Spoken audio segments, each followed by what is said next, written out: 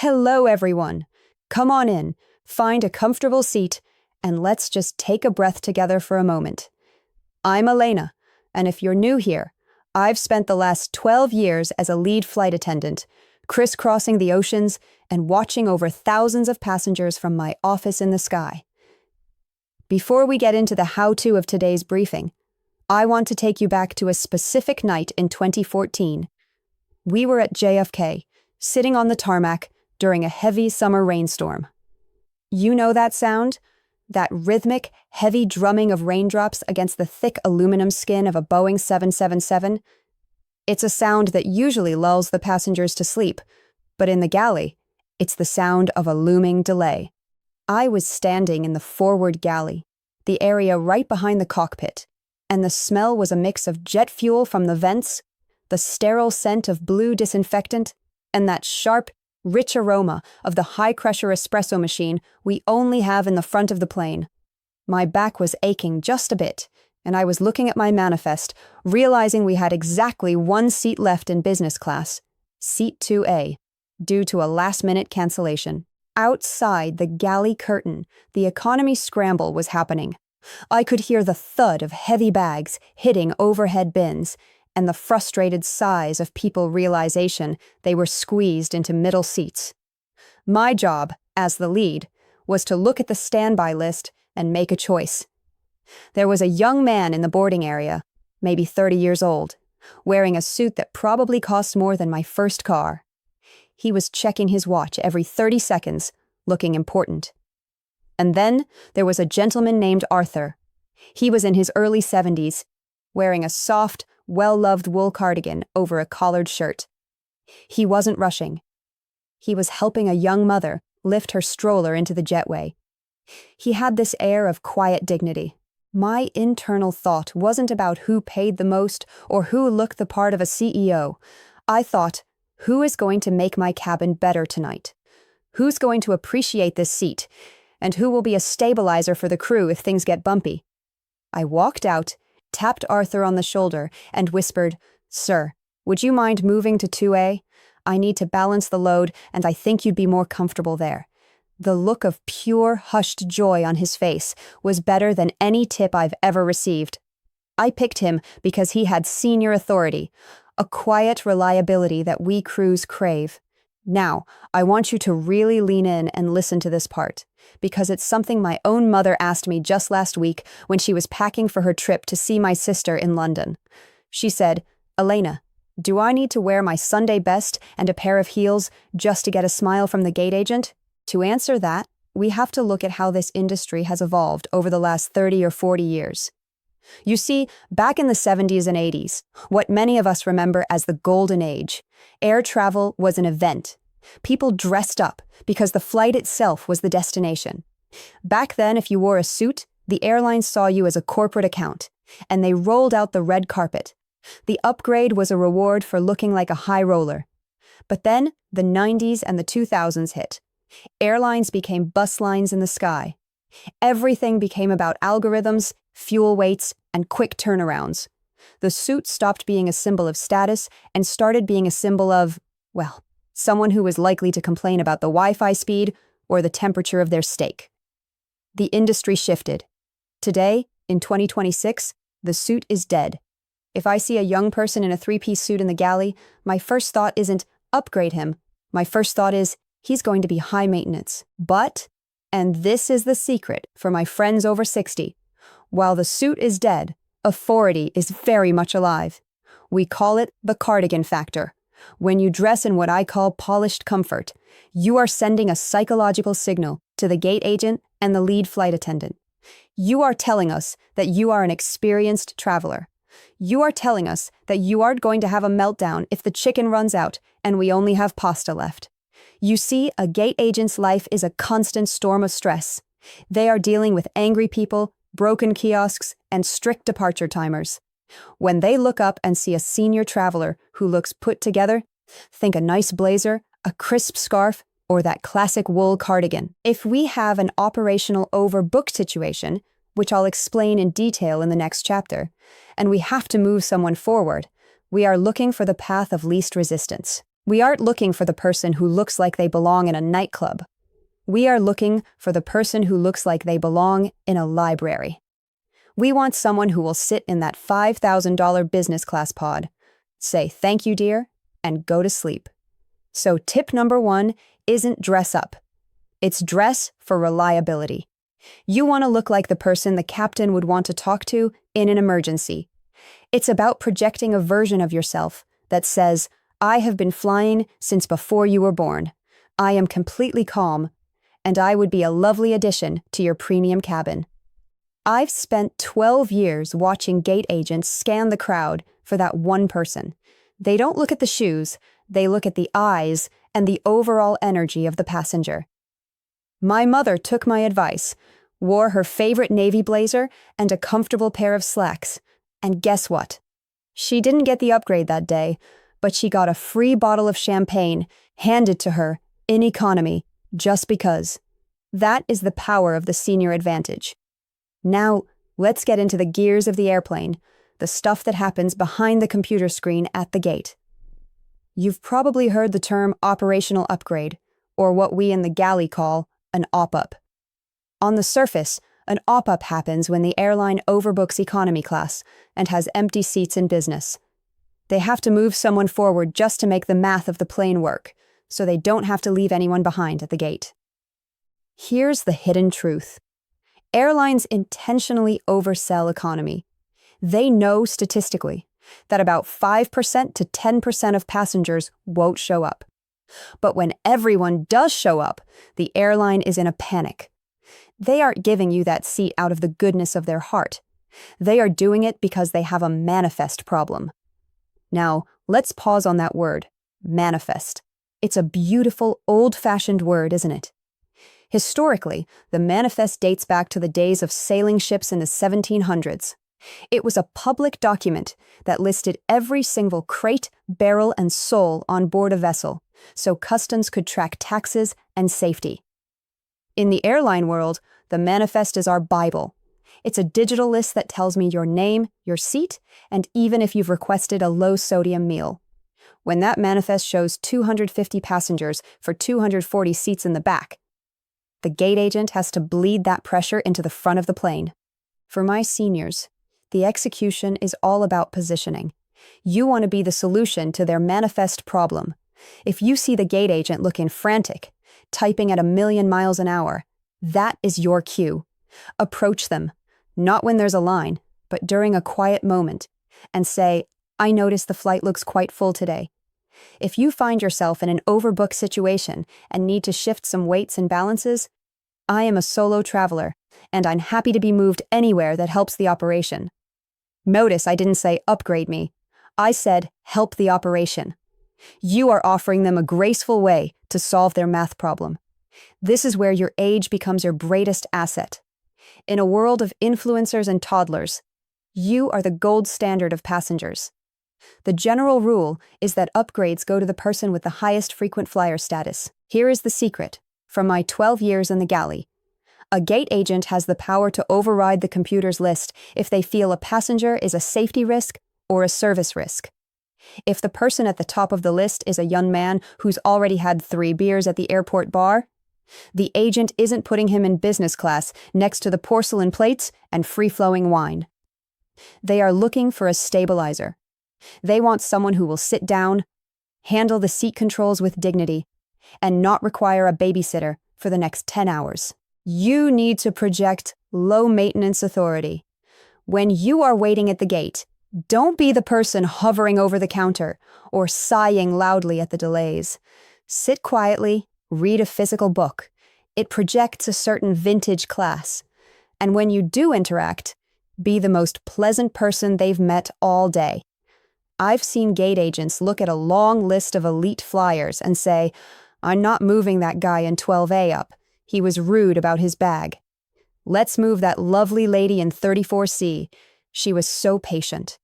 Your kindness is a currency that the algorithm can't track, but a human agent certainly can. Now, I have to give you a bit of a tough love talk here, and this is something my own husband and I have had to discuss for our own travels. Most seniors travel as a couple. It's natural. You've spent a lifetime together, and you want to share the experience. The secret is that upgrades almost always happen in ones. It is extremely rare for an airline to have two adjacent seats open in business class during an overbook situation. If the computer sees a party of two, it will often skip over you entirely to find a party of one to fill that single gap in the front. The airline's priority is efficiency, not keeping your date night intact. This requires a bit of a split-check strategy. If you are a couple, and the upgrade is more important to you than sitting together for a few hours, you should ask the agent to unlink your reservations or check in separately. And while we're talking about checking in, you'll have to go through the TSA. The TSA, or Transportation Security Administration, was born out of the tragedy of September 11th, 2001. Before that, security was often handled by private contractors. It was much more casual. But after 2001, the U.S. government realized security had to be a federalized, standardized shield. Today, it's a massive agency designed to keep the sky tubes safe. For you, the strategy is to move through that TSA line with such efficiency that you arrive at the gate unflustered. A stressed, sweaty passenger is rarely an upgraded passenger. Use your age to your advantage. If you are over 75, you don't even have to take off your shoes in the standard line. Arriving at the gate with your hair in place and your breath steady allows you to execute the gate agent whisper I mentioned earlier. If one of you gets the upgrade and the other doesn't, well, I always say the one who stays in economy gets to pick the restaurant for dinner when you land. Now, let's talk about a strategy that requires a bit of a poker face and a flexible schedule, which is something many of my retired friends have in spades. We're going to look at the volunteer or the bumping process. Let's imagine Mr. Miller, a 72-year-old flying down to Florida to see his grandkids. He's been looking forward to this trip for months. He arrives at the gate, and it is absolute chaos. There's a thunderstorm in Atlanta, half the flights are delayed, and the gate agent is announcing that they are oversold by 4 seats. Mr. Miller is worried. He's clutching his boarding pass for 32B, thinking, I just hope I get on that plane. He stays in his seat, heart racing, watching the cattle call begin. He boards the plane, squeezes into his middle seat, and spends the next 3 hours with a cramped back and no legroom. Now, contrast that with Sarah.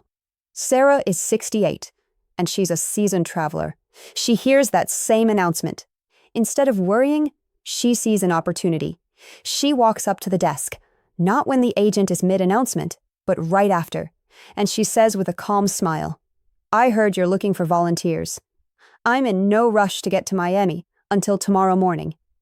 If you can get me a confirmed business class seat on the next flight and a hotel voucher, I'm happy to give up my seat to someone who needs it more. The gate agent looks at her like she's an angel sent from above. Because the agent is in a manifest crisis, they will often agree to those terms, just to get the plane pushed back on time. Sarah ends up spending the night in a nice hotel, and the next morning she's sipping mimosas in 1A. She didn't get an upgrade, she negotiated one. Now, for my gold card travelers, here is some bonus advice on safety during these delays. When you are waiting for a volunteer opportunity, do not sit on those hard airport benches for 3 hours. Your circulation is your top priority.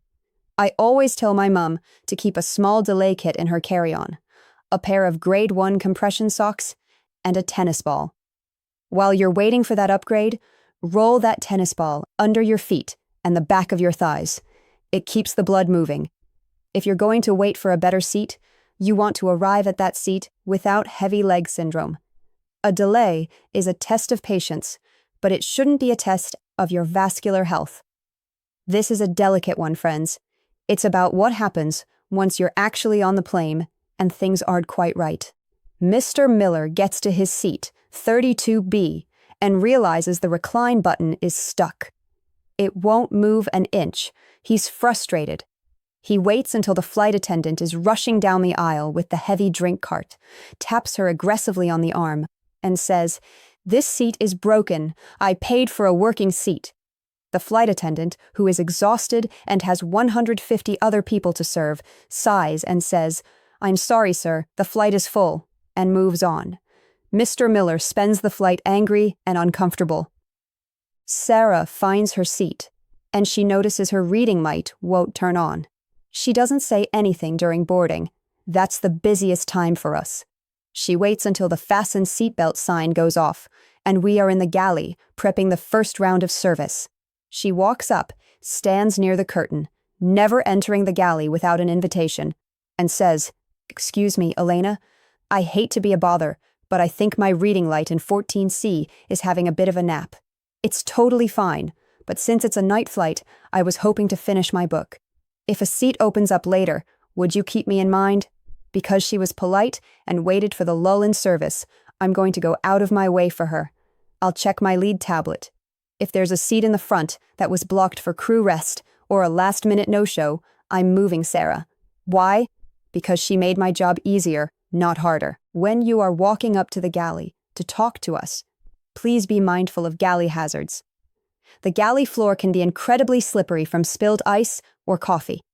Always wear your shoes. Never walk into a galley in just socks. More importantly, watch for the latch points on the large metal carts. They can snag a sweater or a delicate skin in a heartbeat. If you're going to practice galley diplomacy, do it from the safety of the carpeted aisle. Your safety is my #1 priority, even over your comfort. I want to debunk something that has been circulating on the internet for years. And it's something my own brother tried once, to disastrous results. Mr. Miller heard on a podcast that if you tell the gate agent it's your birthday, they have to upgrade you.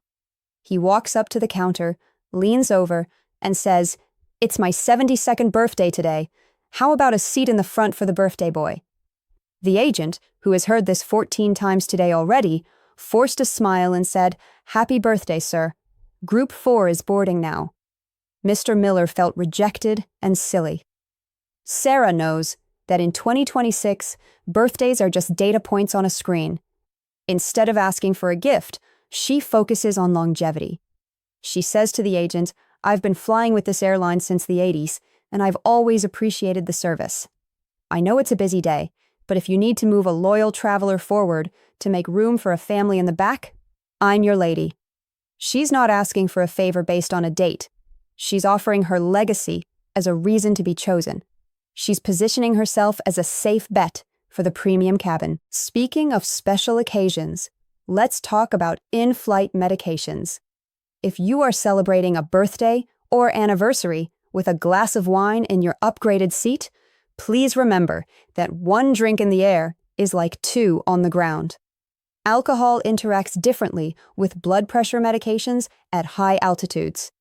If you're over 60, your hydration is your best friend. For every celebratory glass of champagne, you must drink 2 glasses of water. Don't let a free upgrade lead to a medical emergency because you forgot the altitude factor. This is a secret that very few people outside of the cockpit understand, and it's a what-if that happens more often than you'd think on smaller regional jets. Mr. Miller is on a smaller plane, a CRJ 900. The flight is half empty. He stays in his assigned seat in the very last row, right next to the engine. It's loud, it's vibrating, and he can't hear himself think. He assumes he must stay there because that's what his ticket says. Sarah is on the same plane. She hears the pilot mention over the intercom that they are adjusting for weight and balance. Sarah knows that on smaller planes, the center of gravity is vital. If the back is too heavy, the plane is tail heavy. She catches my eye as I walk by and whispers, "If you need someone to move forward to the first-class cabin to help with the weight distribution, I'm happy to help." I look at my weight chart, I look at the empty seats in the front, and I say, "Actually, yes. Please move to 1B. The pilot needs that weight in the nose of the plane for a safer takeoff and landing." Sarah didn't get an upgrade for her ego. She got it for the physics of the aircraft. When you are moved for weight and balance, you must follow instructions exactly. Don't bring your heavy carry-on if the flight attendant asks you to leave it. It might be part of the weight calculation for that specific row. Also, for my seniors, Moving seats mid-flight can be a tripping hazard. Always wait for the fasten seatbelt sign to be completely extinguished. Use the overhead bin grip.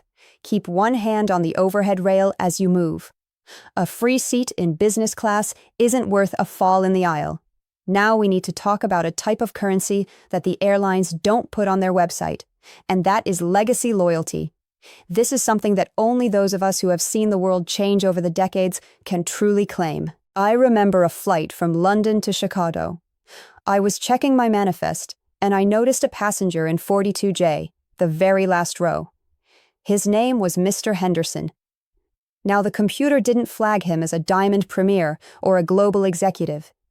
To the algorithm, he was just a once-a-year traveler. But when I welcomed him on board, he gave me a small, knowing smile and said, "Elena, I've been flying this specific route since 1982. Back then, we had a carving station in the aisle." He wasn't complaining, he was sharing a piece of history. In that moment, he wasn't just a passenger, he was a witness to our airline's heritage. When a seat opened up in business class because of a missed connection, I didn't go to the young tech worker with the corporate paid status. I went to Mr. Henderson. I told him, "Sir, since you've been with us since the days of the carving station, why don't you come up front and see how we do things in 2026? You see, your history with an airline is a story. If you've been flying with Delta, United, or British Airways for 30 years, that matters to the human beings working the flight. The rule is that status is earned by miles flown in a calendar year. The secret is that lead power, the authority I have as a lead flight attendant, allows for discretionary upgrades for the sake of customer recovery or brand loyalty. If I can make a legacy customer feel like a king, that's a win for the airline's reputation that no marketing budget can buy. Don't be afraid to mention your history. You don't have to brag, but when you're chatting with the crew, say something like, "I remember my first flight on this tail number back in the 90s. It signals to us that you are part of the family. We look after our family." As we prepare for our final descent in this briefing, I want to leave you with 3 things. If you remember nothing else from our time together today, let it be these 3 pillars of the senior upgrade. First, remember the cardigan factor. It is not about a suit. It is about projected reliability. When the gate agent is stressed and needs to move one person into a $5,000 seat, they are looking for the stabilizer. They are looking for you. Your calm, your neatness, and your quiet authority are your boarding pass to the front of the plane. Second, remember the volunteer's poker face. If the flight is oversold, do not panic. Smile. You are the only person in that terminal with the most valuable asset in aviation, a flexible schedule. Use it to negotiate. Don't just take a voucher. Ask for the confirmed business seat on the next tail. You are doing them a favor by giving up your seat. Make sure the trade is in your favor. Third, and perhaps most importantly, remember galley diplomacy. The crew are human beings in a high-pressure tube. A kind word, a patient wait, and a respectful, "Is there any way I can help the operation?" will get you further than any celebration or anniversary ever will. We don't upgrade people who ask for gifts. We upgrade people who offer solutions. Now, I want to talk to you about the horizon. People often ask me, "Elena, why do you still do this? Why do you spend so much time teaching seniors how to navigate an industry that seems to be getting colder and more automated?" My answer is simple. Travel is the fountain of youth. I have seen 80-year-olds in the galley who have more spark in their eyes than 20-year-olds, and it's because they are still exploring. The future of travel is changing rapidly. We are seeing biometric boarding, AI-driven scheduling, and planes that can fly 16 hours without stopping. It can feel overwhelming, like the world is moving too fast, but I truly believe that staying informed is the best way to stay young. When you know how the gears of the world work, when you understand the why behind the what, the world stops being a scary place and starts being your playground again. Knowledge replaces anxiety with confidence. When you walk into an airport knowing exactly how to handle a gate agent or a manifest crisis, you aren't just a senior traveler. You are a master of the craft. That confidence keeps your heart rate down, your spirit up, and your bags packed. Never stop being a student of the world, because the moment you stop learning is the moment you stop traveling. I also want to be very personal with you about how I'm able to be here with you today. As I've transitioned from my 12 years in the sky to my work as a private travel consultant, I realized I had a problem. I have thousands of stories and a decade of galley wisdom, but I only have one voice and 24 hours in a day. To reach all of you, to make sure that every senior traveler has a lead flight attendant in their corner, I have embraced the very best of modern technology. This digital version of my experience is powered by an advanced AI that allows me to organize my decades of memories, technical manuals, and personal anecdotes into these deep dive briefings. It isn't just a recording, it is a synthesis of my professional life.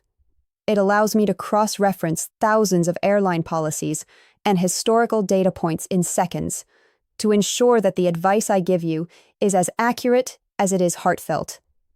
As I continue my work as a consultant on the ground, this digital bridge allows me to reach thousands of you simultaneously. It is my way of scaling kindness. It's how I ensure that the lessons I learned at 35,000 feet aren't lost, but are instead passed down to you, so you can fly with the same authority that I did. It is the perfect marriage of my human experience and the incredible tools of 2026. Thank you for spending this time with me. It has been the honor of my career to watch over you in the cabin, and it is the honor of my retirement to guide you from the ground. Take a deep breath, pack that wool cardigan, and get ready for the sky. Your adventure is just beginning. Let's fly right.